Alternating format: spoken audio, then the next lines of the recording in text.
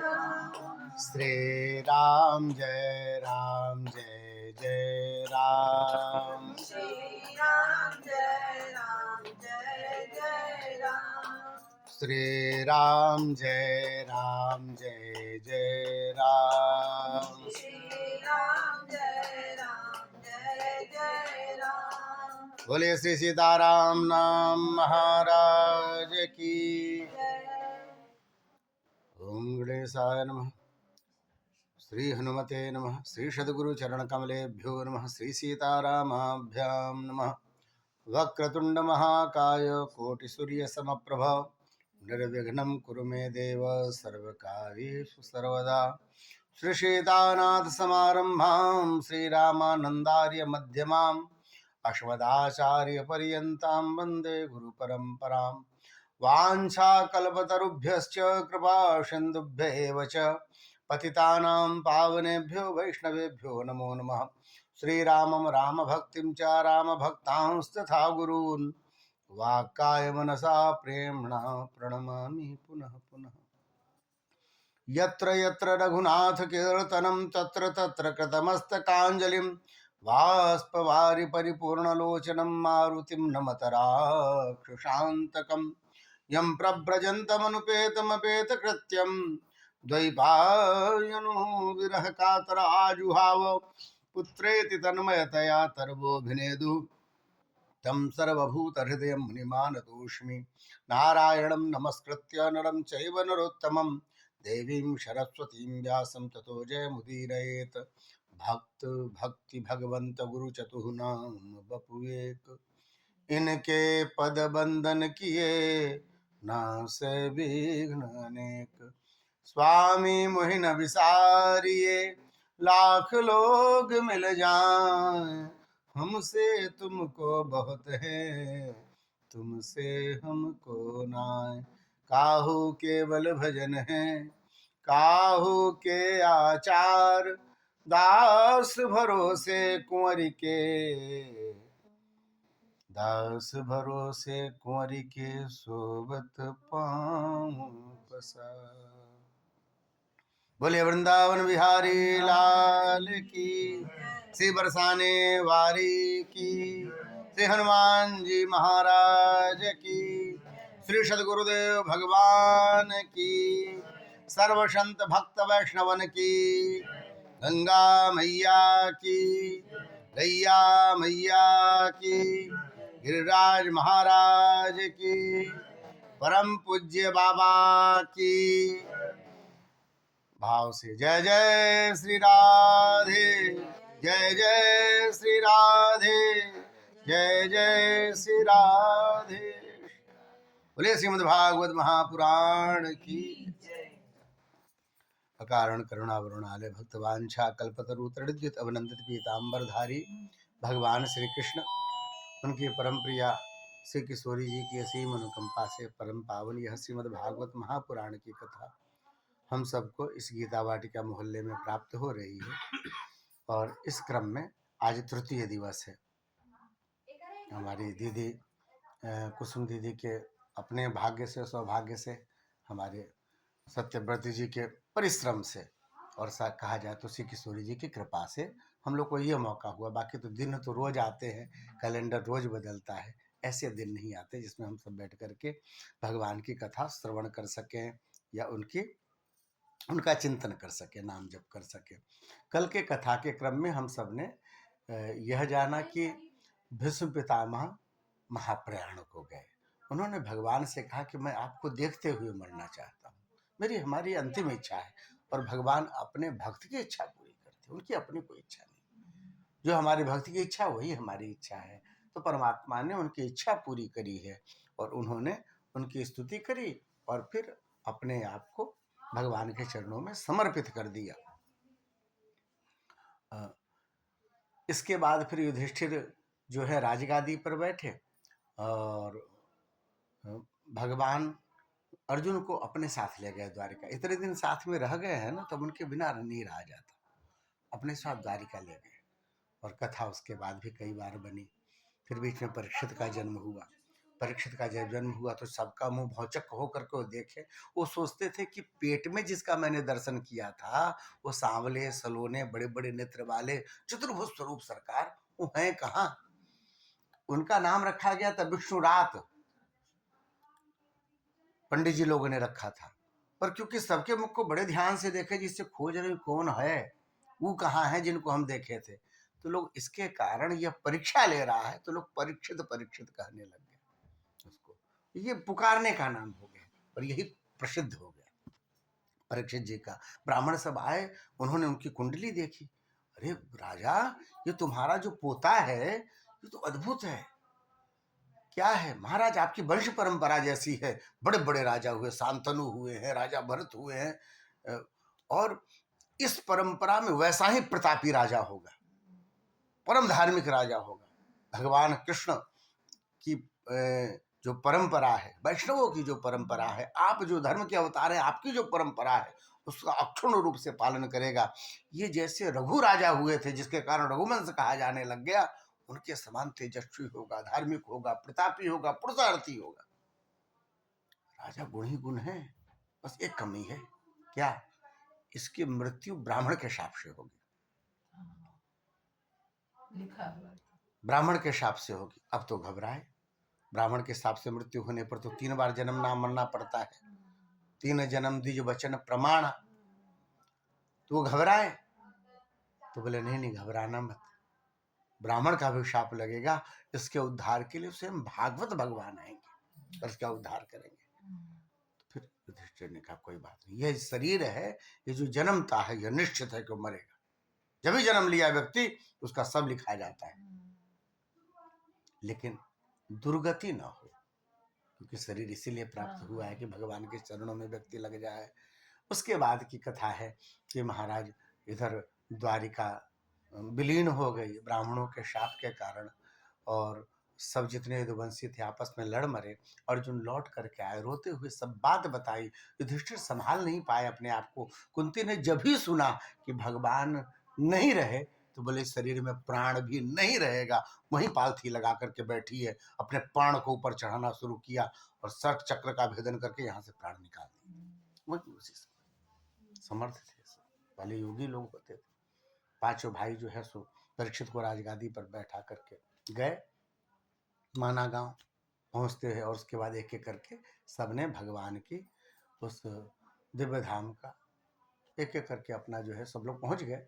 इधर परीक्षित को राजगादी मिली, बड़ा पुरुषार्थी विशाल राज्य, कहते हैं जहां तक सूर्य है, जहां तक सूर्य की किरणें जाती हैं वहां तक इनका राज्य दिखता है। कहने का अर्थ यह था कि इनके राज्य में सूर्य डूबता ही नहीं था, इधर डूबा तब तक उधर वाले राज्य में निकला हुआ है, इतना विशाल राज्य देखा उनके, इतना विशाल राज्य वाले। उस बाद में उन्होंने राष्ट्रीय आदि यज्ञ किए, विशाल यज्ञ किया और यज्ञ करके भगवान को प्रसन्न किया। एक बार इसी के क्रम में एक बार जा रहे थे, उन्होंने एक जगह अद्भुत दृश्य देखा, एक पैर वाला बैल, बैल मतलब धर्म का स्वरूप, एक पैर मतलब बस 3 पैर समाप्त हो गए हैं, बस कलयुग में एक पैर बचा है। जैन केन विधि दीने दान करहीं कल्याण, बाकी सब किसी से कुछ नहीं बन पाता है, यह उठा के दे दे बड़ी मुश्किल है, लेकिन फिर भी यही बचा है शुद्धि में। बाकी कहें कि आप दिन भर नाम जपो, नहीं जप पाते, आप जाके दर्शन करके आओ, तीर्थ करके आओ, कहीं शुद्धि नहीं रह गई, कोई कर्म व्यक्ति नहीं कर पाता।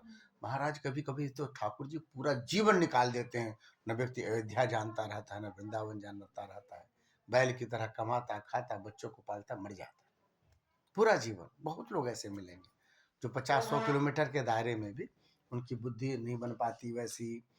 तो उसमें कहा गया एक पैर बचा हुआ है। ये जो गाय है, गाय कौन है, पृथ्वी है, ये रुदन कर रही है, भगवान कृष्ण धराधाम को छोड़ करके चले गए, अब कैसे अपना जीवन चलेगा। तो गाय रुदन कर रही, धर्म समझाते हैं कि जीवन है सुख दुख हानि लाभ यश अपयश, ये क्रम से आता रहता है, विधाता के अधीन है, सहज रहना चाहिए। भगवान कृष्ण की व्यवस्था है, कोई न कोई उपाय व्यवस्था करेंगे ही, तब तक ये कलयुग काले रंग का स्वरूप कलयुग का दिखाया है। वो मुकुट पहन करके आया, उसने देखा गाय को बात करते हुए, अनायास उठा के डंडा मारने लगे। बात सुन रहे थे राजा परीक्षित, दोनों को अचानक देखा मारते, ये कौन है? मेरा राज्य गाय को कैसे मार रहा है? उन्होंने तुरंत तलवार निकाल ली। जब भी पहुंचे तो घबरा गया, ये राजा कहाँ से आ गया? उसने चरण पकड़ लिए। कौन हो तुम? ऐसे पापी हो, मैं तुम्हारा सिर अलग कर दूंगा। बोले महाराज मैं आपके चरणों में गिर पड़ा, मैं आपके शरण में हूं, मेरी रक्षा करो प्रभु। आप राजा भरत के वंश के हो, भगवान कृष्ण के वंशज हो। महाराज जो एक बार शरण में आ जाए, चाहे कैसा भी पापी हो, फिर आप उसका प्राण नहीं लेते। हम आपके चरणों में पड़े हैं, हमारा प्राण न, हमें क्षमा दान करो। बोले ठीक है, तुम हमारे राज्य से बाहर चले जाओ, जहाँ भी हो चले जाओ, मैं तुम्हारा प्राण माफ करता हूँ। बोले कहाँ जाए महाराज? जहां तक सूर्य की किरणें जाती है वहां तक आपका राज्य है, हम आपके राज्य के बाहर कहाँ चले जाएंगे? है ही नहीं कोई ऐसा जगह जहां पर आपका राज्य है। पर तुम रह नहीं सकते। कौन हो तुम? मैं कलयुग हूं महाराज, मेरा ये टर्म चल रहा है। सही पूछा जाए तो मेरा युग है ये। पर महाराज मैं कुछ कर नहीं पा रहा। क्यों? धर्म का शासन है।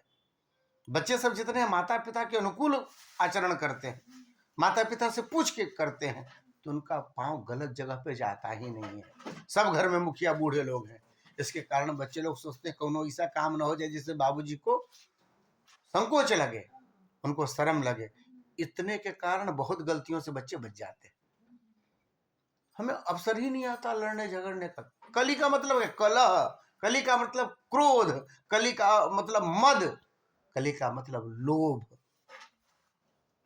यदि आपकी बुद्धि में यह है कि माई बाबू हमारे लिए ठीक ही करेंगे, वो है, उन्होंने इस शरीर का पालन किया, इसका जन्म दिया है, तो इसके लिए कभी गलत नहीं करेंगे, ऐसा जब भाव मन में रहता है तो आप निश्चिंत घूमते, न लोभ आपका पनपेगा, न आपके मन में कलह पनपेगा। ऐसा भाव कब होता है? जब बुद्धि में कलयुग बैठता है, तब उनको लगता है हमको तो मानते ही नहीं, उसको ज्यादा मानते, हो ही नहीं सकता ऐसा। लेकिन ऐसा बुद्धि जब भी आता है तो कहा महाराज हमारे लिए कोई जगह नहीं, न कोनो गृहस्थे का घर, न कोई पूजा पाठ वाला घर। जहां देखो तहां बड़ी शुद्धि है, शांति है, सब जगह भगवान नाम संकीर्तन चल रहा है, कोई जगह ही नहीं है।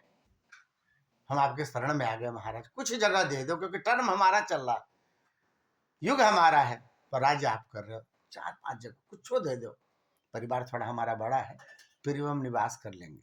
तो उन्होंने 4 स्थान दिया। द्यूतः पानः स्त्रियः सूनाम यत्र अधर्मस् चतुर्विधा। 4 अधर्म के स्थान निश्चित किए गए। कहते हैं जहां पर जुआ खेला जाता हो, जहां पर सुरापान किया जाता हो, जहां पर हिंसा होती हो, और जहां पर ये वैश्याएं रहती जो शरीर बेचती, इन 4 स्थानों को कलयुग का स्थान दे, तुम यहाँ पे निवास करो। राजा ने विचार किया होगा हमारे यहाँ ऐसे स्थान तो शायद खोजने पे मिलेंगे, नहीं मिलेंगे, छुपे छुपाए हर समाज में लोग होते हैं, और व्यवस्था ऐसी है बड़ी मुश्किल से मिलेंगे, होगा नहीं कोई नहीं। राजस्थान वगैरह में जाओ तो ऐसी चीजें बड़ी किनारे में होती हैं। अब तो सरकार ज्यादा उन्नत प्रगत वाले हो गए, जगह जगह दुकानें खोल दे रहे हैं, वहाँ एकदम किनारे होता है।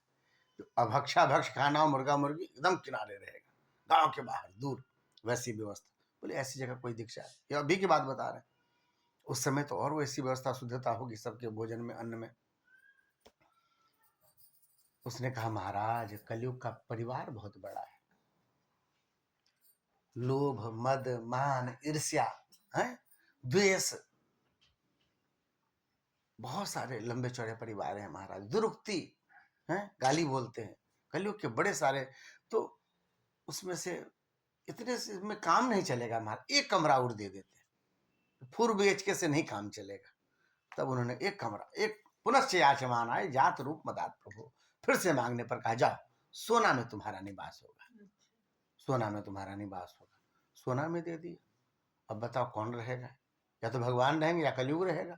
भगवान कहते हैं धातु नाम अस्मि कांचनम, धातुओं में मैं सोना हूं, कलयुग को दे दिया। बोले नहीं, उसमें विभाग कर दिया, ईमानदारी से कमाया हुआ जो आपका है, पारंपरिक रूप से जो प्राप्त है आपको, जो आपकी पसीने की कमाई है, उस सोने में ठाकुर जी निवास करते हैं।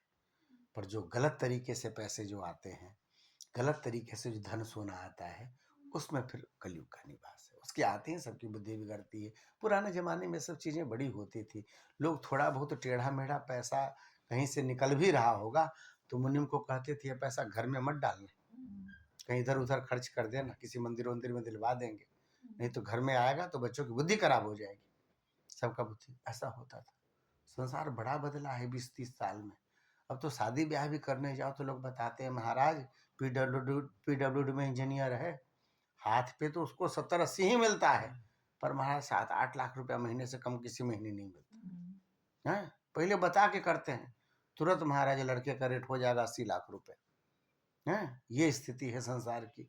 इसको लोगों ने गुण मानना शुरू किया, जो अवगुण था वह गुण मानना शुरू किया। संसार का स्वरूप, इसलिए संसार में बड़े कला, बड़ा दुख, बड़े झमेले, क्योंकि लोगों ने जो वो था, एक रेखा थी, तो भी इतने से अपने को बचाना है, बाकी सब चीज, वो रेखा लोगों ने धीरे धीरे लोभ के कारण, मोह के कारण, हमें सब कुछ चाहिए, वैसा ही चाहिए, भले ही अगली पीढ़ी के बदले में भी खा ले। ये जो हम लोग इतना सारा पेड़ काट रहे हैं, क्या करें? अगली पीढ़ी को सांस नहीं रहेगी, उनको चलना मुश्किल हो जाएगा। हमने अपनी सुविधा के लिए सब कर लिया, सबके दरवाजे खिड़की सब बना लिया, जैसा मन चाहा वैसा जी लिया। अरे भैया, अगले वाले के लिए भी तो छोड़ो। प्रकृति को छोड़ना है, पर्यावरण को छोड़ना है, धरती को छोड़ना है, जो बाद वाले के लिए भी कुछ मिले। सब पनिया अभी खींच लिए, मालूम है 5 साल बाद सब सूखा ना। अपने उसमें नहीं कुछ होता है तो वो क्या बोलते हैं, इसमें नहाया जाता है, वो बना लेते हैं लोग, हैं? हाँ, टब बनाने हो, और जो स्विमिंग पूल, हाँ स्विमिंग पूल बना लेंगे, अब बना के उसी में मेढक की तरह डूबते रहेंगे, जिस क्षेत्र में जल की कमी है। तो ये स्वरूप है संसार का। व्यक्ति बहुत स्वार्थी होने लग गया, ये कलयुग का प्रभाव। कलयुग को मिला, कलयुग वहां से गया। राजा की कथा, राजा जो है सो लौट करके आए, प्रातः काल का समय, जब स्नान किया है, मुकुट एक दिया, जरासंध का मुकुट था। जरासंध बड़ा क्रूर शासक, जो मन में हो जाता था कहता था प्रजा से टैक्स वसूलो, टैक्स बढ़ा दिया और उससे अपनी सामग्री बनाया, प्रजा का खून चूस करके बनाया हुआ मुकुट, हीरा मोती से जड़ा हुआ। ये जब जीते थे जरासंध को, तो पांडवों के उसमें आ गया था वह मुकुट, जरासु यज्ञ करने पर। वो मुकुट बड़ा सुंदर देखा, सेवक ने निकाल दिया, पहन लिया। जब भी पहने तो जो प्रतिदिन ठाकुरबाड़ी जाकर के मंगला आरती करते थे, आज उनके मन में आखेट की इच्छा हुई, चले शिकार करने के लिए। राजा थे, राजा का यह कर्म माना जाता है। उस जमाने में था द्यूत खेलना, आखेट करना राजा के कर्म माने जाते थे। अब जैसा है नियम विधान है, करना पड़ेगा, संविधान की बात है। तो वो निकल गए। अब निकल गए महाराज, संयोग की बात है, एक को जीव नहीं मिला, पूरा जंगल घूम लिए। हुआ क्या, इतनी तेजी से घोड़ा भगाने के कारण प्यास लग गई। प्यास लग गई, अब कोई जगह देखे, कहीं कोई तराग मिल जाए, कुछ मिल जाए। एक जगह एक झोपड़ी दिखी तो जल्दी से उतरे, गए वहां पे तो देखा समीक ऋषि बैठे हुए हैं, ध्यान में बैठे हुए थे ठाकुर जी के, शांत बिल्कुल नीरव स्थान। देखा तो कहा, बाबा बड़ा प्यास लगा हुआ है। ओ साधु बाबा, बड़ा प्यास लगा, बहुत प्यास लगी हुई है, एक गिलास जल मिल जाता। बाबा हिले डुले नहीं, हो तो ठाकुर जी में पहुंचे हुए थे ही नहीं यहाँ। बिल्कुल ऐसा ध्यान था कि सीधे ब्रह्मलोक, वैकुंठ लोक में लगे हुए थे। 2-4 बार बोले। अब गुस्सा आया, मन में शंका हुई, कहीं नौटंकी तो नहीं कर रहे, हम यहाँ प्यासे मरे जा रहे हैं, बैठे हुए ध्यान लगाते हुए। जीवन में कलयुग कैसे प्रभाव डालता है, जब अपने बड़ों के प्रति आपके मन में शंका होने लग जाए, जब शांतों और वैष्णवों के प्रति आपके मन में शंका होने लग जाए, साधु आपको पाखंडी दिखाई दे, तब आप समझिए कलयुग का प्रभाव माथे पे आ रहा है। यह जीवन में अहित करता है। वे कौन किसका क्या लेता है, पर आपका जैसा स्वरूप, जैसा चिंतन बदलता है, वह आगे का भविष्य तय करता है, आपके जीवन में कौन सी घटना होने वाली। तो सहज जी, खाइए पीजिए रहिए, क्या लेना देना दुनिया संसार से। लेकिन जब भी ऐसी बुद्धि आने लग जाए तो यह विचार करना चाहिए, जो हमारी बुद्धि आज ऐसे कैसे हो गई। राजा ने तुरंत एक मरा हुआ सांप उनके गले में डाला, देखा वहां पे लकड़ी से उठा के, सोचा बाबा हड़बड़ा के उठेंगे, तब कहेंगे पानी देने के लिए उठे नहीं थे, लेकिन नहीं उठे, वो तो ध्यान में थे। वहां से उठ करके राजा फिर चला गया, लौट करके आया, मुकुट जब ही उतारा है, अचानक ध्यान है, अरे राम राम राम, ये क्या हो गया मुझसे। इधर ऋषि के बालक को जाकर के सूचना दी है लोगों ने, सुनते हो श्रृंगी, तेरे पिताजी के गले में एक राजा ने सांप डाल दिया, सांप डाल दिया। लेकिन लगता है कि मरा हुआ है, क्या है पता नहीं, आके डाला और फिर चला गया। अब जो श्रृंगी, उसके मन में बड़ा दुख, बताता हमारे पिताजी आज तक किसी का कभी कोई हानि नहीं की, अपना ध्यान करते हैं, पूजा पाठ करते हैं, थोड़ा सा नियम, फिर पूजा पाठ में लग गए, 12 घंटे का आसन लगा के बैठते हैं। पता ये भी लोगों को बर्दाश्त नहीं हुआ, न नगर में है, न ग्राम में है, घोर जंगल में है। ऐसे में बाबूजी के साथ ऐसा मजाक करना। भगवान कृष्ण धराधाम को छोड़ के चले गए तो ब्राह्मणों की इज्जत नहीं रही, लोग सम्मान नहीं करते हैं, इन्हें लगता है कि ये कुछ कर ही नहीं सकता, निरीह हो गया, अब तो भगवान कृष्ण चले गए। अरे सांप का बच्चा छोटा भी हो तो विष रहता है दांत में। मैं बताता हूं ब्राह्मण की शक्ति क्या होती है। तुरंत कौशिकी का जल स्पर्श किया, हाथों में लिया और शाप दिया है, इत लंघित मर्यादम तक्षक सप्तमे हनि दक्षति स्म कुलांगार चोदितो में ततद्रुहम। यह द्रोह जिसने किया है, जिसने मर्यादा को उल्लंघन किया है, कि बड़े बूढ़े श्रेष्ठ ऋषि मुनि इनको प्रणाम करना चाहिए, प्रणिपात करना चाहिए, नमस्कार करना चाहिए, सम्मान करना चाहिए। और जो यह मर्यादा को नहीं माना जिसने, आज के 7वें दिन उसी सांप के काटने से उसकी मृत्यु हो जाएगी। ऐसा करके बागबजर छोड़ा, लौट करके आए। लौट करके इधर जब आए हैं, पिता को देखा, जल्दी से सांप हटा के फेंका है, गले पकड़ के खूब भोकार पार के रोने लग गया। समय की बात, रोने लग गया। शमीक ऋषि के आंख खुले। अब लोग कहते हैं कि महाराज इतना राजा बोला तो नहीं जगे, बेटवा रोने लग गया तो जग गए। तो बात यह है कि जब भी शाप दिया ना इन्होंने, तो कहते भगवान का एक बार आसन हिल गया। भगवान के परम भक्त हैं परीक्षित जी, उनको कोई शाप दे दे तो भगवान का एक बार आसन हिला। जब ही हिला तो ये तो वैकुंठ में उनकी अवस्था थी, भगवान नारायण के समीप उनके दर्शन कर रहे थे। देखिए आसन क्यों हिला भगवान का, तो लौट करके फिर से उसमें आ रहे थे। पृथ्वी में ऐसी क्या घटना घटी जिससे भगवान का आसन हिला। तभी अचानक देखा बालक को रोते हुए। क्यों रो रहे हो, क्या हो गया है? बाबूजी अब ब्राह्मणों का सम्मान नहीं रहा, अब ऋषियों का सम्मान नहीं रहा, अब यह क्षेत्र रहने लायक नहीं रहा हम लोग के। हुआ क्या है, बात क्या हुआ? पता नहीं, एक राजा जैसा कोई व्यक्ति आया था, उसने आपके गले में सांप डाल दिया। तो संयोग को कि मरा हुआ सांप था, इसमें गुस्साने की क्या बात है? शरीर है, कोई सांप डाल दिया, कोई कूड़ा डाल दिया, कोई माला डाल के चला जाता है। नहीं पिताजी आप तो सीधे हो, सीधे का मुंह कुत्ता चाटता है, आप नहीं समझ रहे हो, बड़े दुष्ट हैं सब। अरे बेटा लेकिन आप घबराना मत, मैंने शाप दे दिया, 7वें दिन मर जाएगा वो। अरे ऐसे शाप दे देते हैं? कौन था? नहीं मालूम, बिना जाने शाप दे दिया। अरे बेटा, फिर उन्होंने ध्यान लगाया, अपने पीछे की अवस्था को जाना, त्रिकालदर्शी थे, पीछे के काल के सब घटना को देखा। जब भी देखा अब आंखें खोली। अरे बेटा ये तुमने क्या किया? राजा परीक्षित थे, पांडुवंशीय, भगवान कृष्ण के परम प्रिय, जिन्होंने गर्भ में भगवान के दर्शन किए थे, तुमने उनको शाप दे दिया।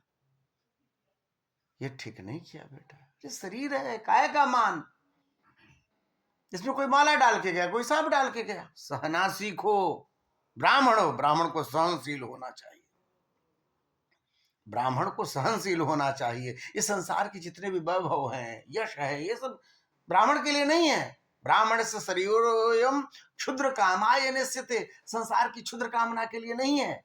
ये सब जितने भी गाड़ी मोटर बवाल व्यवस्था धन संपत्ति राज्य, ये सब भोगते हुए आप ब्राह्मण बने। जब आप ब्राह्मण बने इसका मतलब इससे पहले आप क्षत्रिय थे, कहीं कुछ ना कुछ थे, और ऐसी स्थिति में थे कि आपने जो किया उसके फलस्वरूप आपको ब्राह्मण का शरीर मिला। जब आप क्षत्रिय थे उससे पहले आप बनिया रह चुके, आपने गाड़ी मोटर पोपा सब देखा हुआ है, उसके बाद आपने उस स्थिति में जैसा पूर्ण किया उसके फलस्वरूप आपको आगे की एक सीढ़ी मिली, फिर आपको यह वर्ण मिला। सब कर किया है वो। अभी तो आपकी तपस्या करने का समय है, यह शरीर हमें तपस्या करने के लिए मिला है। सहना सीखिए, क्रोध काम मद लोभ सीखिए, सहिए इसको, जब सहेंगे तभी रहेंगे। यदि आप में यदि ताकत है, यदि आपके पास सामर्थ्य है, उस सामर्थ्य को पचाना सीखिए। धन हो गया तो धन से बौखला गए, मैं क्या नहीं कर सकता हूं, बल हो गया तो बल से बौखला गए, आपके पास मंत्र का प्रभाव है तो मंत्र से बौखला गए।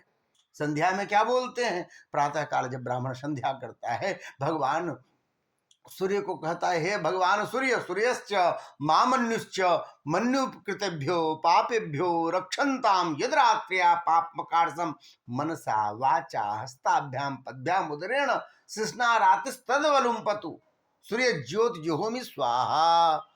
हे हे भगवान सूर्य, आप कृपा करना, आप तो अपने आप क्रोध के अवतार हो, लाल हो, जलते हुए हो, हमें क्रोध ना, यदि हमसे क्रोध आ जाए, महाराज यदि भूल से हो गया हो, हम अपने आप को संभाल ना पाए हो, ये महापाप है, क्रोध पाप कर मूल। महाराज फिर मुझे उस पाप से मेरी रक्षा करना। यदि मैंने रात में किसी पे क्रोधित कर दिया हो, यदि हाथ के कारण, पैर से, मुंह से, किसी से भी, शरीर के किसी भी अंग से हमसे पाप हो गया हो, हे भगवान सूर्य उस पाप का नाश कर देना।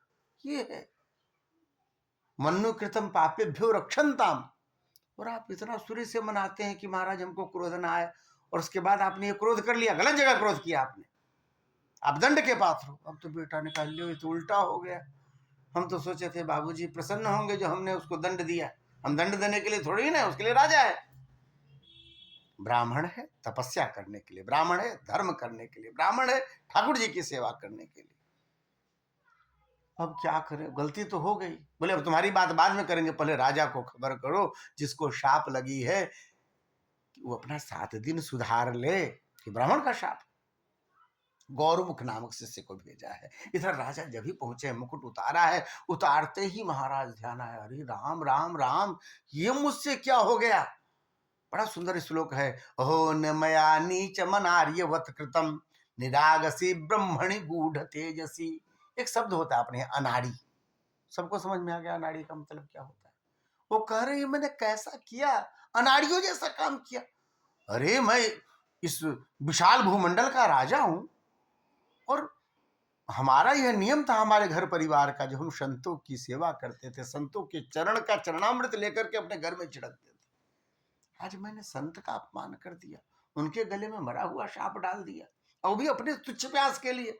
अरे इतना व्रत तो मैंने कई बार किया, ये मुझसे भूल कैसे हो गई।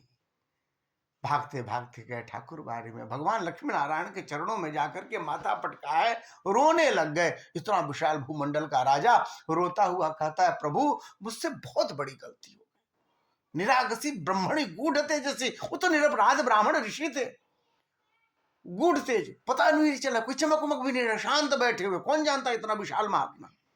मैंने उनका अपमान कर दिया, प्रभु मैं सॉरी बोलने नहीं आया हूं, मुझे मुझे क्षमा नहीं चाहिए, मुझे दंड मिलना चाहिए कि दोबारा कोई भी ऐसे ऋषि मुनि महात्मा संत का अपमान न कर पाए, सज्जन का अपमान न कर पाए।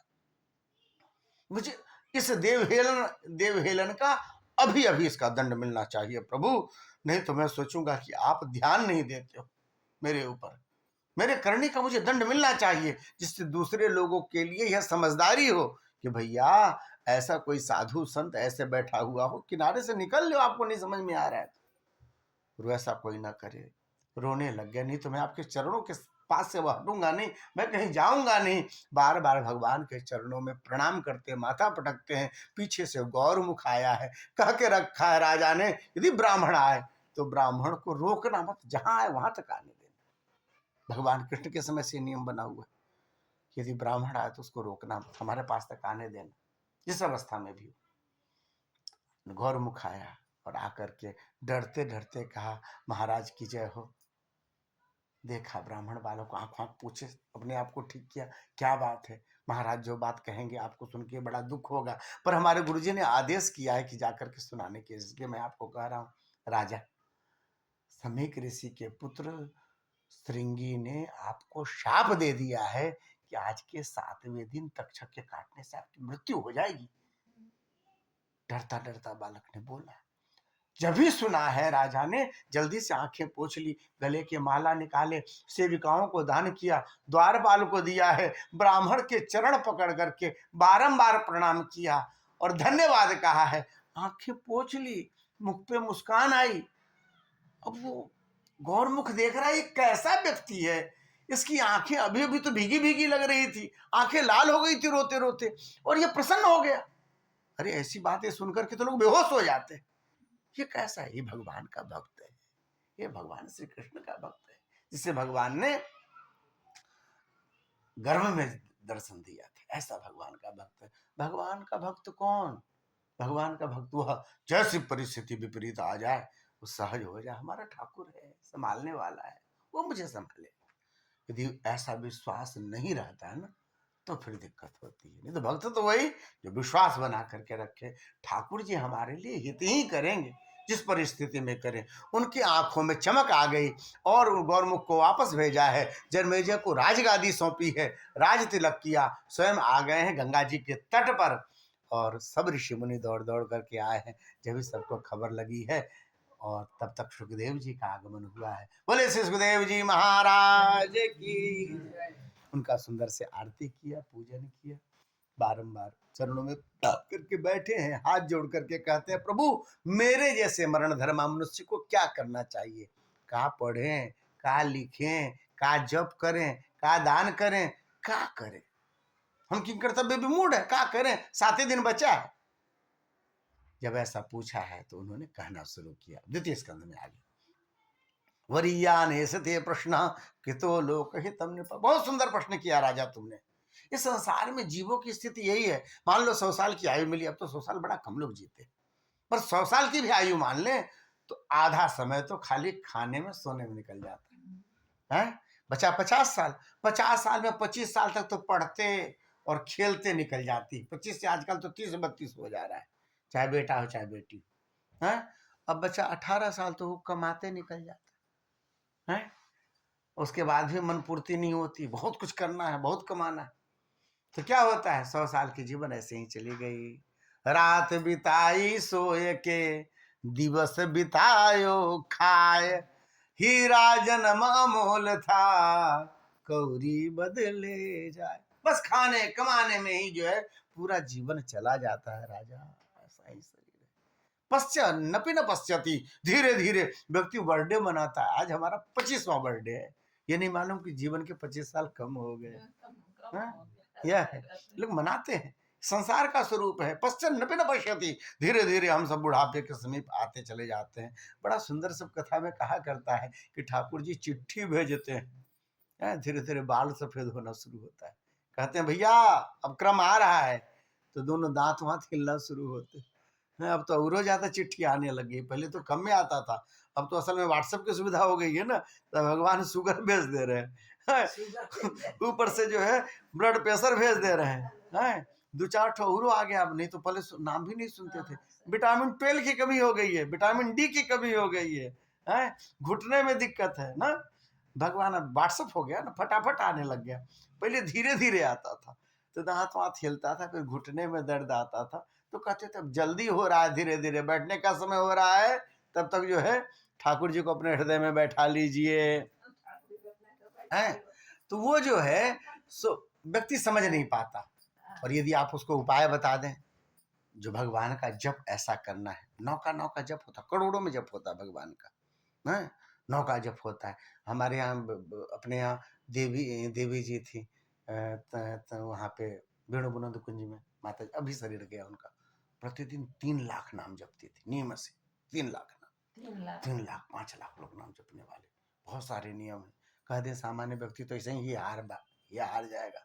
कम से कम कहा जाता है कि भाई महामंत्र है उसके 16 माला तो जपो, जितना श्वास ले रहे हैं हम, 16 माला तो जपना चाहिए महामंत्र का, जो हरे राम राम राम हरे हरे, उसको जपना चाहिए। कम से कम इतनी श्वासें जितनी चल रही हैं उतना तो जप लो, है जो ठाकुर जी ने दिया हुआ।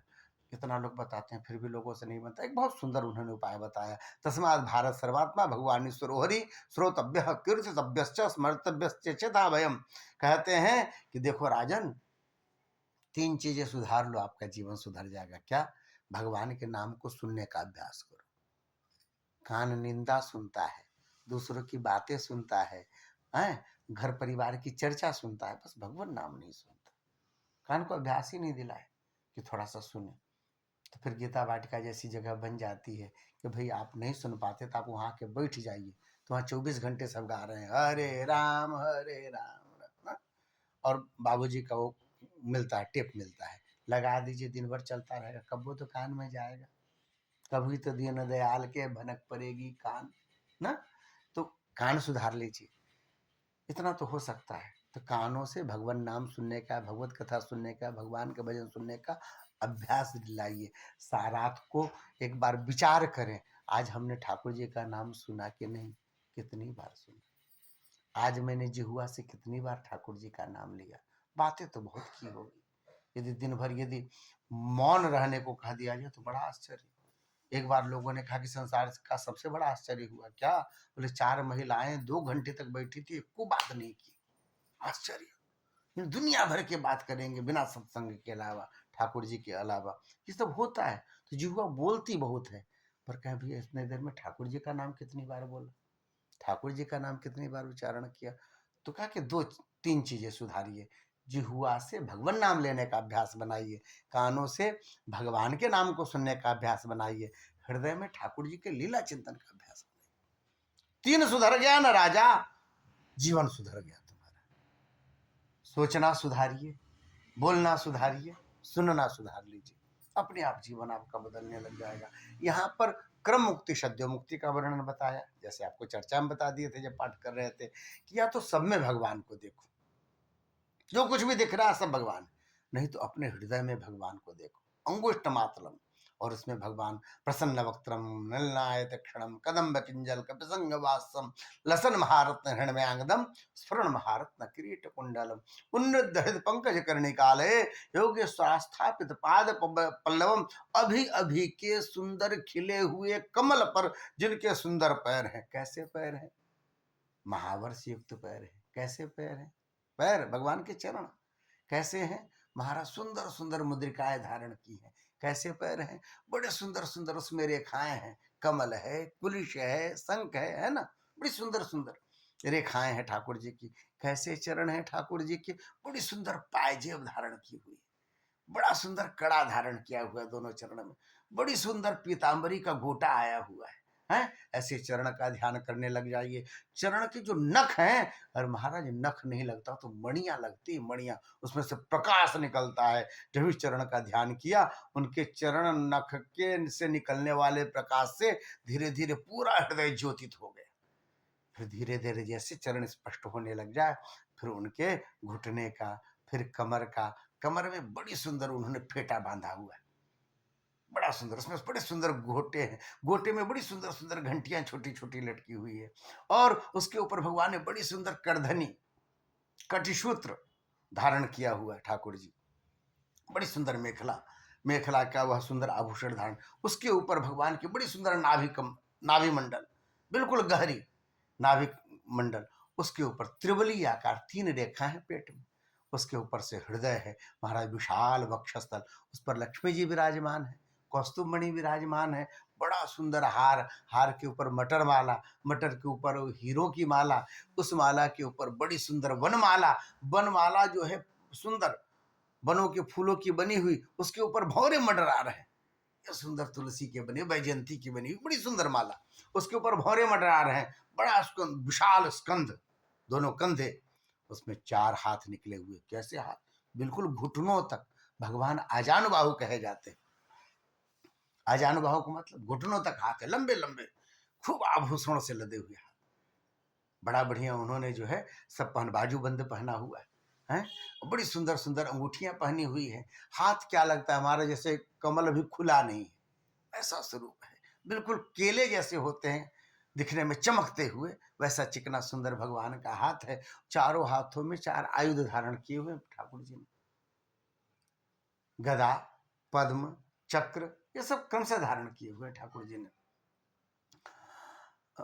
तो उसके बाद जो है फिर ग्रीवा का ध्यान करते, सुराही की तरह ग्रीवा है, बिल्कुल सुराही की तरह, बड़ा सुंदर चिबुक, ठुड्डी, ठुड्डी के ऊपर हीरा लगा हुआ, वहां जाते हैं ना अपन बांके बिहारी को देखिए, बड़ा सुंदर हीरा है, ठुड्डी पे हीरा लगा हुआ है। उसके ऊपर भगवान के अधरोष्ट, उपरोष्ट, ऊपर का होठ, नीचे का होठ, बड़े सुंदर जैसे गुलाब की पंखुड़ियां हो। जब मुस्कुराते हैं महाराज तो दांत ऐसे दिखता है जैसे अनार के दाने हो। क्यों? अनार के दाने तो थोड़ी थोड़ी लालिमा लिए होते हैं, पान खाया होगा ठाकुर जी ने, बना के दिया होगा भक्त ने बीड़ा, तो सुंदर दाड़िम दसन कहा जाता है ठाकुर जी को, दाड़िम कहते हैं अनार को, वैसे उनके जो है दांत हैं ठाकुर जी के, बिल्कुल हल्की लालिमा लिए हुए श्वेत, और बड़ा सुंदर कपोल है दोनों, बड़ी सुंदर नासिका है सुख की तरह, नासिका के ऊपर महाराज बड़ी सुंदर तिलक लगाया हुआ है ठाकुर जी ने, ऊर्ध्वपुंड तिलक ठाकुर जी का, बड़ी सुंदर भ्रुआ दोनों जैसे धनुष हो, विशाल विशाल नेत्र हैं, बड़े विशाल विशाल नेत्र हैं, कमलवत। कैसे? बगल वाले को देखना हो तो आंखें नहीं घुमानी पड़ेगी, हम लोग की तरह ना बिल्ली जैसी छोटी छोटी बड़ी बड़ी आंखें ठाकुर जी की, बगल वाले को देखना हो घूमना नहीं पड़ता, यहाँ तक आँख ही आती है सीधे ठाकुर जी की। और फिर बड़ा सुंदर मस्तक, उसके ऊपर घुंघराली हल्की, बड़ा सुंदर मुकुट, मुकुट के ऊपर तेज किरण है, और तेज किरण ऐसे स्वरूप को अपने हृदय में उतार करके और धीरे धीरे उसी का ध्यान करते हुए मंत्र गुरु के द्वारा दिए हुए मंत्र का जाप कीजिए, और उस मंत्र के प्रभाव से आपके जीवन में सब फिर धीरे धीरे ठीक होने लग जाएगा। दुख नहीं आना भजन का कोई नियम नहीं हो, तो प्रारब्ध ही आता है। दुख महसूस नहीं होना भक्त का निशान है। सब कुछ जीवन चल रहा है, जैसे सबका चल रहा है वैसे ही चल रहा है। जो भक्त होता है ना, तो वो सब महसूस नहीं करता, वो केवल ठाकुर को महसूस करता है। और यदि महसूस होने लग जाए, ध्यान उधर होने लग जाए, तो ये सोचना चाहिए कि लगता है हमारा ध्यान संसार में रह गया, हम प्रपंच में फंसे रह गए, हमें ठाकुर जी की सन्निधि रखनी चाहिए थी। ये सब मीटर है अपने आप को समझने का कि हमारी स्थिति कैसी है। इसके बाद से फिर उन्होंने मंगलाचरण किया है। मंगलाचरण करके फिर ब्रह्मा जी और नारद जी के संवाद सुनाए, जिसके बीच में 4 श्लोकों की चतुश्लोकी भागवत प्रकट भई है। 10 जो महापुराण के नियम है भागवत के, वहां पर बताया गया था। फिर से आपको बता दें, असर्गो विसर्गश्च स्थानम पोषणम उतय मनवंतरे शानुकर्था निरोधो मुक्तिराश्रय दसमस्य विशुद्धर्तम नवाना में लक्षणम। कल ऐसे ही बात करने में बता दिए थे कि 10वां है आश्रय, उसकी भगवान के चरण की आश्रय भी जीव को मिल जाए, इसलिए ये बाकी 9 सुने जाते हैं। नवाना में लक्षणम। इसके बाद बड़ी सुंदर कथा आती। कथा क्या आती, हम लोग प्रवेश करके तृतीय स्कंध में, बस ऐसे ही स्पर्श करे चले तो विदुर जी की उद्धव जी से भेंट होती। उद्धव जी भी घूम रहे हैं, भगवान कृष्ण का अभी अभी जो है विछोह हुआ है। विदुर जी को कुछ नहीं मालूम, वो तीर्थ यात्रा पे निकल गए थे। जब भी उनको मालूम चला कि महाभारत निश्चित हो गया, यानी अब युद्ध होबे करेगा, तो उन्होंने कहा मैं सचिव हूँ, सचिव वैद गुरु तीन जो प्रिय बोल ही भयास, राज धर्म तन तीन कर हो ही बेग ही नाश। उन्होंने कहा मैं सचिव हूँ धृतराष्ट्र का, ये युद्ध हित में नहीं है दोनों भाइयों का। अरे 2 भाई लड़े इसलिए कि हमें राज्य चाहिए, राजा दे नहीं सकते, और यदि वो मान नहीं सकते तो मैं इसके विरोध में हूं, तो मैं अपना विरोध कैसे व्यक्त करूंगा। बोले महाराज मैं नौकरी छोड़ता हूं, मेरी बात नहीं मानी गई है और भाई भाई से लड़ रहा है, फिर मैं सचिव ऐसा क्या रह के करूंगा, मेरी बात नहीं मानी गई, मैं अपना पद छोड़ता हूं। अब आपके मन में ये बात आएगी कि पद छोड़ करके जा रहे हैं, तो इनका पांडव बड़ा प्रिय है, इनको क्या जाने पांडव की तरफ से लड़ेंगे, तो मैं अपना धनुष बाण यहाँ रख के जाता हूँ हस्तिनापुर में, मैं किसी की तरफ से नहीं लड़ूंगा, मैं जा रहा हूँ तीर्थ यात्रा पे। जब महाभारत हो रहा था, विदुर जी तीर्थ यात्रा पे निकल गए थे। उसी समय की घटना है कि अभी धनुष बाण रख के ही आए थे, तब तक भगवान कृष्ण जो है सो दिखे हैं। जब भी देखा तो भगवान के दर्शन को मन ललायित रहता था। धीरे से किनारे आके खड़े ही हो रहे थे कुछ पूछने के लिए, तब तक दुर्योधन सदल बल आ गया, और उसने कल भगवान का अपमान कर दिया था बीच सभा में। भगवान ने कहा था 5 गांव दो, ये कहता है कि मैं सुई के बराबर भूमि नहीं दूंगा। भगवान ने कहा इस दुर्योधन की जीभ के कारण आप पूरे परिवार की लाश पे रो सकते हो महाराज, बेटे को संभाल के रखा करो।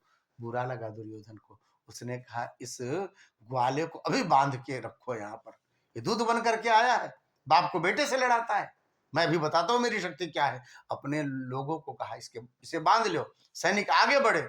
भगवान ने अपना विशाल स्वरूप दिखाया, रश्मि रथी है, हैं? किनका है, श्री दिनकर जी का। बड़ा सुंदर उन्होंने वर्णन किया उसमें, उल्टे हरि को बांधने चला, जो था असाध्य साधने चला, हरि ने भीषण हुंकार किया, अपना स्वरूप विस्तार किया, डगमग डगमग दिग्गज डोले, भगवान कुपित होकर बोले जंजीर वर आकर साध मुझे, हैं? ले आ दुर्योधन बांध मुझे। कहा किसको बांधेगा, यह देख गगन मुझ में लय है, यह देख पवन मुझ में लय है, मुझ में विलीन संसार सकल, मुझ में हलीन झंकार सकल, अमृत फूलता है, मुझ में संघार झूलता है। इतना बड़ा सिक्कड़ कहां से लाओगे। देखा स्वरूप हड़बड़ा गए, दिखे ही नहीं भगवान का इतना स्वरूप। दुइये मिला को दिखे, वहां जो दिखता है कि विदुर जी एक ठो विश्व पितामह ना, बाकी सब तो पुण्य चाहिए ना ठाकुर जी के भी स्वरूप को देखने के लिए, तो दिखे ही नहीं। अब इसकी समझ में आया, सुकनी मामा ने बताया कहा किए हो, संसार के सबसे बड़ा सेना वाला जो है यही आदमी है। अब उसको क्रोध दिला दिए तो ये तो शुरू में ही तुम हार गए समझो, तो पांडव का साथ दे देंगे। तो सोचा मना लेते हैं। भगवान के को जब भी पकड़ा है, गले से लगाया, सुनो कृष्ण, थोड़ी कभी कभी बातचीत हो जाती, बात में कुछ बात हो जाती है, अब बुरा तो नहीं माने हो ना? बोले नहीं नहीं कोई बात नहीं, चलो कोई बात नहीं। नहीं कैसे हम माने, आप बुरा नहीं माने? आज हमारे यहाँ सुंदर आपके राजभोग की व्यवस्था है, हमारे यहाँ चलो भोजन करो, हमारे महल में आपका निमंत्रण है। भगवान ने कहा नहीं, भोजन तो मैं नहीं करूंगा। क्यों नहीं? इसका मतलब आप नाराज है? नहीं, नाराज वाली बात नहीं, पर भोजन मैं नहीं करूंगा। क्यों? तो बोले देखो, दो कारणों से व्यक्ति भोजन करता है, या तो बड़ा भूखा हो, मैं हूं नहीं, या तो सामने वाला बड़ा प्रेम करता हूं। अब देखो भूखा तो मैं हूं नहीं, और तुम्हारा हमारे प्रति कितना प्रेम है तुम्हारा दिल जानता है, मैं नहीं खाऊंगा। अब तो उसने पकड़ लिया, ऐसी बात करे, देखो ऐसा ना करो, इसका मतलब मान गए कि तुम नाराज हो। अब भगवान को छूटना था। तब भगवान ने कहा देखो भैया, हम पंडित जी नहीं है। मतलब अरे भैया, हम 2-3 जगह नहीं खा सकते ना, हमारा पहले से निमंत्रण है एक जगह, तो वहां जाएंगे। कहाँ? बोले विदुर जी के यहाँ। अब विदुर जी तो सब पका है, क्योंकि कहाँ से औकात, झोपड़ी में रहते हैं बेचारे, ये द्वारिकाधीश। अब क्या होगा? इनके यहाँ निमंत्रण है तो मुझे जाना पड़ेगा। अरे वो वहां इंतजार कर रही होगी भाई, तुम्हारा राजा प्रसाद अलग है पर प्रेम प्रेम है। तो विदुर जी घबराए, पसीने हो गए, हमने कब बुलाया, हमारी औकात का, हमारे घर में तो कुर्सी नहीं है, कहाँ बिठाएंगे महाराज? होता है ऐसा जीवन में, ऐसा होता है। अब तो लेकिन भगवान ने कहा, तो भगवान की वाणी वेद वाक्य, भगवान तो ऐसे कहेंगे नहीं। अब इन्हें कह दिया तो ये तो पूरा करेंगे। वहां धीरे से सरके और जा करके घर पहुंचे, अपने झोपड़ी में भागते भागते। वहां देखा तो विदुरानी जो है भगवान के पूजन की तैयारी कर रही थी। विशुद्ध महाराज जो मंत्री का जो स्वरूप है, विदुर नीति जो है उनके द्वारा लिखी गई। धर्म के 3 अवतार थे, एक विदुर जी, एक सुनक कसाई और एक युधिष्ठिर जी। तीनों धर्म के अवतार हैं। एक दिन में जो भी खर्चा लगता है उसके अलावा दूसरे दिन की सामग्री अपने घर में नहीं रखी। अन्न तो खाए हुए दिवस बीत गया, सालों बीत गए।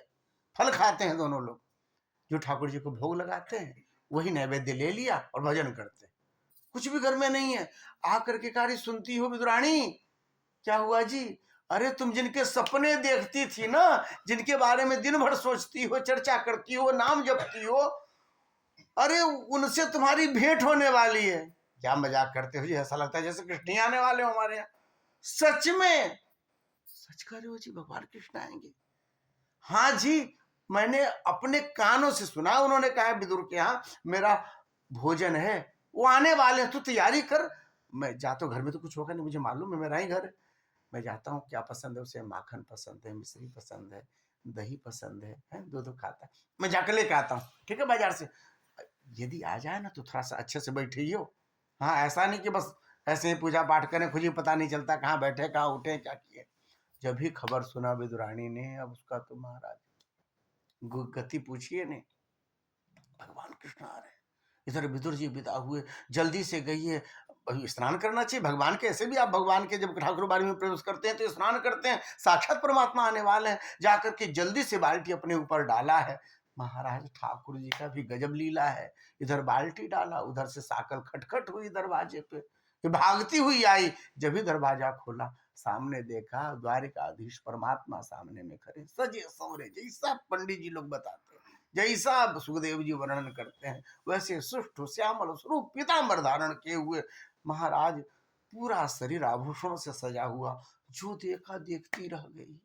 वैसे ही नेत्र जैसे गोपियां देखती थी, वैसे ही मुख, वैसे ही होठ, वैसे ही गाल, वैसे ही बाल, वैसे ही श्रृंगार। महाराज आदमी जितना सोचता है भगवान उससे करोड़ गुना ज्यादा सुंदर है। देखती रह गई, पलक झपकना भूल गई। पूरे शरीर से इसे पानी चू रहा है, देह भिगा पड़ा है। भगवान को देख रही है, देखते ही जा रही, मूर्तिवत हो गई। थोड़ी देर तक भगवान ने देखा, फिर कहा बुआ अंदर आने को नहीं कहोगी? गेठी पे खड़े रहेंगे। अब ध्यान आया, भगवान का हाथ पकड़ा है, जाकर के बैठाने को जगह खोजने लग गई। बताया ना, कुर्सियां नहीं है घर में। अब कहा अब जगह खोजने लग गई, नहीं कुछ मिला। पूजा वाले घर से आई है, 2 ठे मछिया पड़ा हुआ, उसी को उठा के लाके रख दी। बुद्धि की उल्टी उल्टा रख दी, उस पे आसन उल्टा बिछा दिया। हड़बड़ाहट में देखी कहा रही है सामग्री को, भगवान से नजर ही नहीं हटती। फिर देखने लग गई ठाकुर जी को, वो नख, वह सिख, वह स्वरूप, वह नासिका, वह आंख, वह मुख। महाराज जो देखता ठगा रह जाता था। पूरा वृंदावन लुटा हुआ था इनके स्वरूप पे। अब क्यों मौका आया था विदुरानी को देखने का? भगवान ने कहा ये तो ऐसे ही देखिए कि सिनेमा चालू हो गया। पूछा बुआ भूख लगी है मुझे, मैं खाने आया हूं। अब ध्यान आया, फिर से प्रणाम किया है। अब क्या दे, याद आया कि नैवेद्य के लिए केले लाए थे ठाकुर जी के लिए। जल्दी से गई, उठा के लाई। प्रसिद्ध कथा है, महाराज छील छील के दे रही है। न हाथ पे ध्यान है, न संसार का ध्यान है, न क्या कर रही है ध्यान है। ठाकुर जी को देखने में ऐसी व्यस्तता, बस एक ही साधे सब सधे, वही सधा हुआ है कि बस देख रही है। हाथ से महाराज छिलके अलग होने लग गए। फल कहाँ रखा, छिलका कहाँ रखा, कुछ याद नहीं। अचानक जो है सो विदुर जी का आगमन हुआ है। हाँफते हुए आए हैं, बाजार दौड़ते गए थे। और जब भी दरवाजा खोला, अरे तब देखा भगवान कृष्ण बैठे पड़े, उल्टी मचिया, उल्टा आसन, बैठे। तब तक नजर गई नीचे, केले केले पड़े हैं, छिलका हाथ में पड़ा है, बाकी छिलके गायब पड़े। अरे राम राम राम, ये क्या कह रही, बिल्कुल पागल औरत। सामान्य अतिथि भी आता है तो कहते अतिथि देवो भव, वह देवता होता है। तेरे यहाँ तो देवता ही अतिथि बन करके आए। जाकर के कंधा हिला, अरे पागल हो गई है तू, तुझे सेवा करना भी नहीं आता। आंखों से आंसू झरने लग गए विदुर जी के। कहा प्रभु हम सच में कुछ नहीं आता, हम तो मूड हैं। आपके चरणों की कृपा से जो बोल पाते हैं, कह पाते हैं, सुन पाते हैं, संसार में हमारी नीतियां प्रसिद्ध है, सब आपका किया हुआ। हमें तो सामने बैठे को जल देना नहीं आता। झकझोर दिया कंधे को। अब याद आया विदुरानी को, गलती हो गई। भगवान तो छिलके खा गए जी, फल तो पड़ा है, जो दिया वो खाया। अब उन्होंने फिर से सामने में माखन रखे, मिश्री रखे, दही रखे, तुलसी दल छोड़ी, और सब छोड़ करके कहा प्रभु त्वदीयम वस्तु गोविंद तुभ्यमेव समर्पित। तुम्हें जो प्रिय है, जैसा सुना था, जैसा पढ़ा था भागवत में, जैसा लोग कहते हैं वही लेकर के आए। हमसे जो बन पड़ा प्रभु, आप तो प्रेम के भूखे हो। और जब पाना शुरू किया माखन, देखते जा रहे हैं विदुर जी। विदुर जी को धीरे से कहा, ठाकुर जी ने संत बताया करते हैं, भगवान ने कहा विदुर जी एक बात कहें, तुम बुरा मत मानना। तो बोले क्या? तो बोले इस माखन में आज वह स्वाद नहीं है जो छिलके में था। विदुरानी के छिलके में जो स्वाद था उससे तो भान ही नहीं था। क्या केला है, क्या छिलका है। बड़ी प्रसिद्ध कथा है कि भगवान से पूछा किसी ने कि प्रभु आपको पूरा संसार भोग लगाता, नहीं कुछ होता, इलायची दाना रखते, तुलसी दल रखते, कहते पाओ ठाकुर, मिश्री रख देते, सब भोग लगाते, पूरा संसार भोग लगाता, सच बताना सबसे अच्छा भोग आपने कब पाया? भगवान कहते बस 2 बार पाए हैं। कब? एक बार जब विदुरानी ने छिलके पवाए, एक बार जब सबरी ने बेर खिलाए थे। ये प्रसिद्ध कथा है दोनों जो है। बाकी तो 56 भोग खूब लगते हैं महाराज, जहाँ भागवत होती है, जहाँ स्वरूप होता है, जहाँ पे गोवर्धन जी है, वहां 56 भोग। लेकिन ठाकुर जी कहते हैं हमने 2 बार खाए। हाँ, जो बुढ़िया ने जो है चक चक के बैर खिलाए थे। ये विदुर जी महाराज हैं जिनको भगवान ने ऐसे कृतार्थ किया था। सब छोड़ करके गए थे। अचानक देखा, उद्धव जी को देखते ही पूरा रोम रोम पुलकित हो गया। एक बड़ा सुंदर दोहा है, 4 मिले 64 खिले, 20 रहे कर जोर, हरिजन से हरिजन मिले, हर्षित 7 करोड़। महाराज एक भक्त को जब भक्त मिलता है तो क्या होता है? एक भक्त को जब भक्त मिलता है तो केवल भक्त प्रसन्न नहीं होता, फिर क्या होता है महाराज? 4 आंखें सीधे पहले प्रसन्न होती, 2 इनके 2 उनके हैं। 64 के लिए 32 दांत इनके, 32 दांत उनके हैं। ये भी शामिल हो गए प्रसन्नता में। बोल इतने ही से नहीं हुआ महाराज, 20 रहे करजोर, 10 उंगलियां इनकी, 10 उंगलियां उनकी। और महाराज जब गले मिले या एक दूसरे से मिले, प्रसन्नता ऐसी हुई कि शरीर में 3.5 करोड़ इनके रोआ हैं, 3.5 करोड़ उनके रोआ हैं। सब प्रसन्न हो गए, सब जय जयकार हो गई। बोले वृंदावन बिहारी लाल की जय। अरे भैया आज वैष्णव के दर्शन हुए, आज भगवान के दर्शन हुए, आज ठाकुर जी के प्रेमी का दर्शन हो गया। आज का दिन अच्छा गया। उद्धव जी मिल गए। उद्धव जी को लगा आज विदुर जी मिल गए, ये लिपटे महाराज गले से, दोनों की आंखों से अश्रुधारा बहने लग गई, एक का ठंडा एक का गर्म। जब आप दुख से रोते हैं तो आंसू गरम गरम निकलते हैं, और प्रसन्नता बहुत ज्यादा हो तभी आंसू निकल जाता, खुशी के आंसू वो ठंडे होते हैं। विदुर जी को खुशी के आंसू, भगवान कृष्ण के प्रेमी है उद्धव जी, अब तो ठाकुर जी की चर्चा होगी हैं। और इनको देखते ही भगवान कृष्ण की याद आई उद्धव जी को, जो अभी भी इनसे छूटे हैं, तो इनके दुख के आंसू, गरम गरम आंसू। पूछने लग गए अनिरुद्ध कैसा है, प्रद्युम्न कैसा है, और रुक्मणी जी कैसी है। अरे सुनो, सांबो ऐसा ही बदमाशी करता है कि सुधरा, अभी भी कुछ ना कुछ बदमाशी कर ही रहा है। ऐसे जिसके जिसके विषय में पूछे सबकी याद आने लग गई, कैसे लड़के झगड़ के कैसे कैसे पूरा यदुवंश समाप्त हुआ। रोते रोते बता दिया सब कुछ। महाराज कोई नहीं बचा, चतुर्पंचा अवशेषित था, 4-5 ही बचे हैं, कोई नहीं बचा। भगवान ने भी लीला संवरण कर ली, बलराम जी भी चले गए शेष बनकर।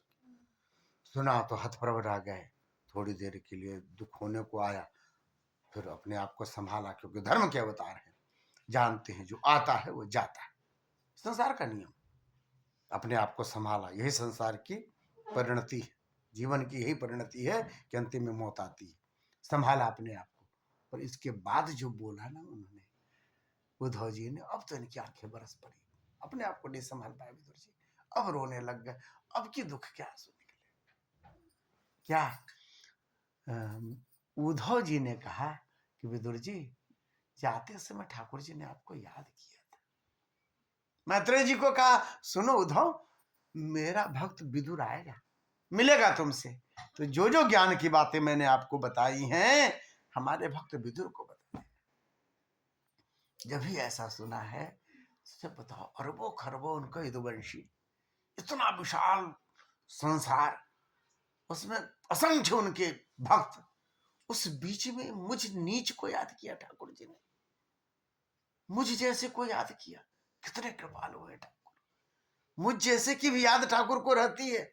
इतना कृपा कौन करता है महाराज, राजा महाराजाओं की जगह पे एक ऐसा व्यक्ति जिसके पास झोपड़ी के अलावा कुछ न हो। सच में भगवान शरणागत वत्सल है, सच में भगवान दयालु है, कृपालु है। उन्होंने मुझे याद किया। अरे महाराज, संसार वाले बार बार का, तुलसीदास जी का बड़ा सुंदर है, तुलसीदास जी कहते हैं, हम सबको बताते फिरते हैं कि राम जी हमारे हैं, राम जी हमारे हैं। एक बार अपने मुंह से आप तो कहो राम जी की तुलसीदास हमारा है, आप कहो तो और बात है ना। सारा जहां जो साथ दे तो और बात है, पर तू अगर जो साथ दे तो और बात है ना। एक बार आप तो कहो कि तुलसीदास हमारा है, एक बार कहूँ राम तुलसीदास मेरो, तो बातें बदल जाएगी। हम तो कहते ही रहते दुनिया भर में, हूँ कहावत सब कहत, राम सहत उपहास, सेवक सीता सेवक तुलसीदास से नारायण, नारायण मालिक सीतानाथ थे, सेवक तुलसीदास।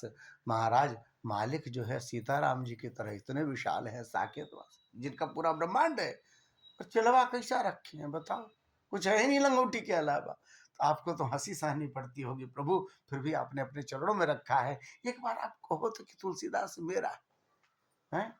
लोग कहे कि भैया हम नरेंद्र मोदी को जानते हैं, कौन बड़ी बात है, सबको जानता है।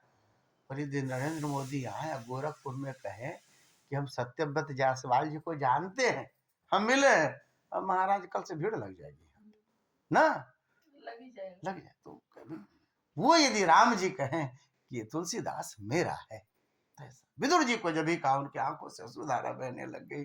ठाकुर जी ने कहा कि मेरा विदुर। ठीक है महाराज, वहां से गए मैत्रेय जी के पास, मैत्रेय जी ने बैठाया है बड़े आदर पूर्वक, और बैठाया, और फिर पूछा है वहां पर, विदुर जी ने प्रश्न पूछा है कि महाराज एक बात बताओ, सुखाय कर्माणि करोति लोको नते सुखम मान्य दुपारम अम्बा। संसार में जितने कर्म किए जाते हैं सुख की आशा से किया जाता है, एक भी कर्म कोई दुख की आशा से नहीं करता। इतना सुख की आशा से किया हुआ कर्म के करने के बाद भी व्यक्ति सुखी नहीं होता। अच्छा, दुख के लिए कोई प्रयास नहीं करता, बिना प्रयास के मिल जाता, ऐसा क्यों होता है महाराज, यह बताइए। जब ऐसा प्रश्न पूछा था तो मैत्रेय जी मुस्कुराए हैं, और उन्होंने कहना शुरू किया। क्या कहा अब आपको कल की कथा में बताएंगे। कल चौथे दिन की कथा होगी। अभी कथा यहाँ विराम लेती है। बोलिए भक्त वत्सल भगवान की। दो क्षण भगवान नाम संकीर्तन कर लेते हैं। श्री राम जय राम जय जय राम। श्री राम श्री राम जय राम।